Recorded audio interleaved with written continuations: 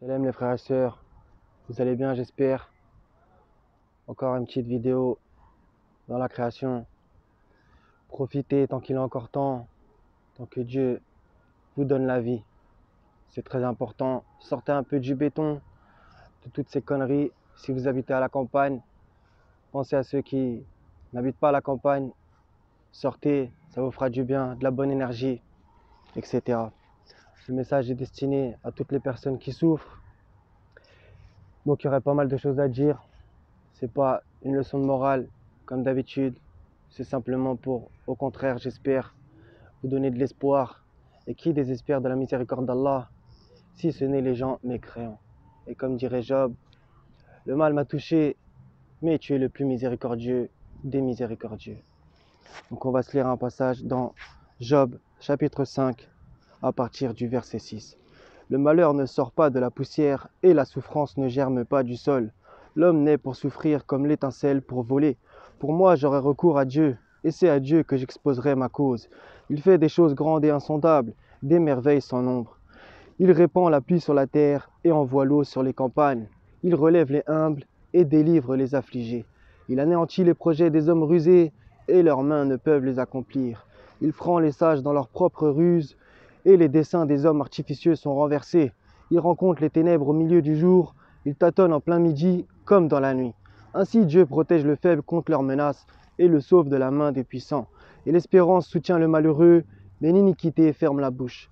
Heureux l'homme que Dieu châtie, ne méprise pas la correction du Tout-Puissant. Il fait la plaie et il la bande. Il blesse et sa main guérit. 6 fois il te délivrera de l'angoisse, et 7 fois le mal ne t'atteindra pas. Il te sauvera de la mort pendant la famine et des coups du glaive pendant la guerre. Tu seras à l'abri du fléau de la langue. Tu seras sans crainte quand viendra la dévastation. Et c'est lui qui a fait rire et pleurer. Et nous sauvâmes Noé et sa famille de la grande angoisse. L'Éternel est mon berger, je ne manque de rien. Il me fait reposer dans de verts pâturages, il me dirige près des eaux paisibles. Il restaure mon âme, il me conduit dans les sentiers de la justice, à cause de son nom. Quand je marche dans la vallée de l'ombre de la mort, je ne crains aucun mal, car tu es avec moi. Ta houlette et ton bâton me rassurent. Tu dresses devant moi une table, en face de mes adversaires. Tu oins d'huile ma tête et ma coupe déborde. Oui, le bonheur et la grâce m'accompagneront tous les jours de ma vie, et j'habiterai dans la maison de l'Éternel jusqu'à la fin de mes jours. Une bonne humeur et un moral serein favorisent la guérison, tandis que la tristesse dissout toute vitalité. Le cœur soucié et agité déprime un homme. Une parole aimable et attentionnée le réconforte. Job 7, 3, 4.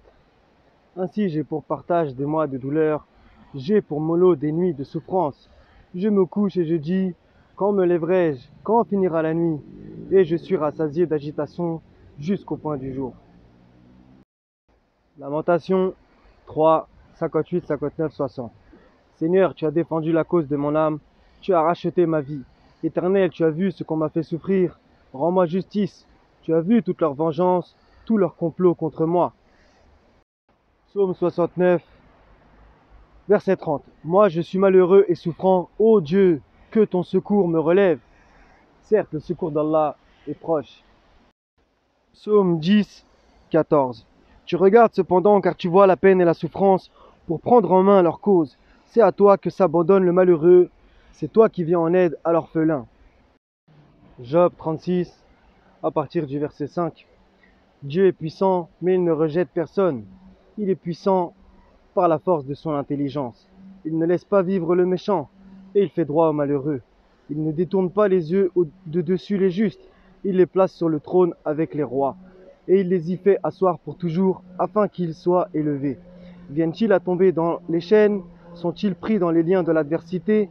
Il leur dénonce leurs œuvres, leurs transgressions, leur orgueil. Il les avertit pour leur instruction, il les exhorte à se détourner de l'iniquité. S'ils écoutent et se soumettent, ils achèvent leurs jours dans le bonheur, leurs années dans la joie. S'ils n'écoutent pas, ils périssent par le glaive, ils expirent dans leur aveuglement. Les impies se livrent à la colère, ils ne crient pas à Dieu quand il les enchaîne. Ils perdent la vie dans leur jeunesse, ils meurent comme les débauchés. Mais Dieu sauve le malheureux dans sa misère, et c'est par la souffrance qu'il l'avertit. Il te retirera aussi de la détresse pour te mettre au large, en pleine liberté, et ta table sera chargée de mets succulents. Mais si tu défends ta cause comme un impie, le châtiment est inséparable de ta cause. Que l'irritation ne t'entraîne pas à la moquerie, et que la grandeur de la rançon ne te fasse pas dévier. Tes cris suffiraient-ils pour te sortir d'angoisse, et même pour toutes les forces que tu pourrais déployer? Ne soupire pas après la nuit, qui enlève les peuples de leur place. Garde-toi de te livrer au mal, car la souffrance t'y dispose. Dieu est grand par sa puissance. Qui saurait enseigner comme lui? Qui lui prescrit ses voies? Qui ose dire « tu fais mal » Souviens-toi d'exalter ses œuvres que célèbrent tous les hommes. Tout homme les contemple, chacun les voit de loin.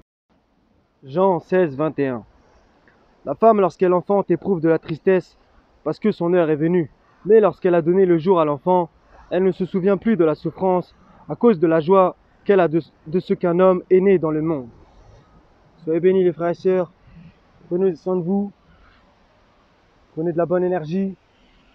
Et que l'Éternel soit avec vous. Soyez bénis. Salam.